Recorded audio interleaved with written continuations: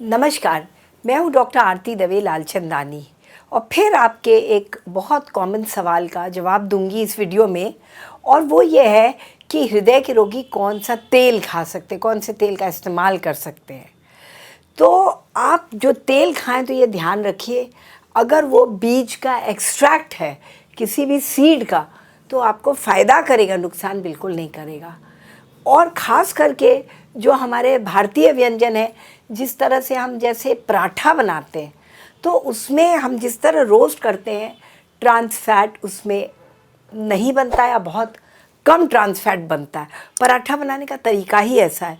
अगर पराठा आप अच्छे ग्रेन्स का बनाए, मोटे ग्रेन्स का बनाए, पराठा मिक्स्ड आटे का बनाए और उसको स्टफ़ करें, जैसे उसमें आप पनीर है, साग है, ग्रीन वेजिटेबल, चना, सत्तू और मटर, पनीर, कुछ भी इस तरह की चीज़ें अगर स्टफ़ करके बनाते हैं तो आप अगर किसी ऑयल में बनाते हैं या देसी घी में, और ऑयल अगर सीड वाला हो जैसे सरसों का तेल, मस्टर्ड ऑयल, या सोयाबीन का तेल या तिल का तेल, सेजमी सीड, आपको मालूम है कितना फ़ायदेमंद, मूंगफली का तेल, ग्राउंडनट ऑयल, तो ये तो बहुत फ़ायदेमंद होता है, उल्टा नुकसान करने के बजाय फ़ायदा करता है। क्यों?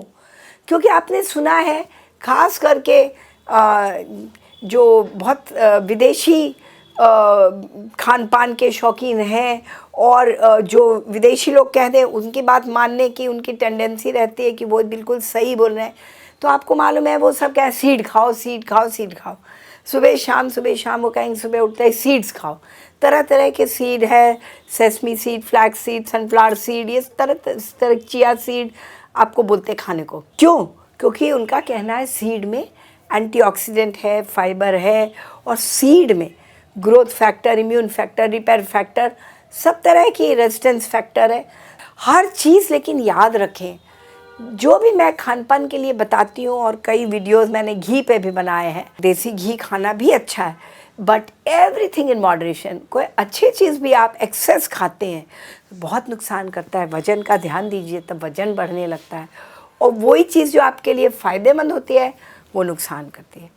कम कम खाइए, अवॉइड करिए इवनिंग के बाद, मतलब नाइट, रात में खाना। सनसेट के 1 घंटे तक खा लीजिए, उसके बाद अवॉइड करिए खाना, खास करके हैवी खाना।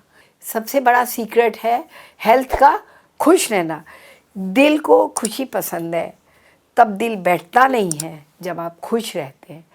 तो दिल को बैठने मत दीजिए, मस्त रहिए, स्वस्थ रहिए।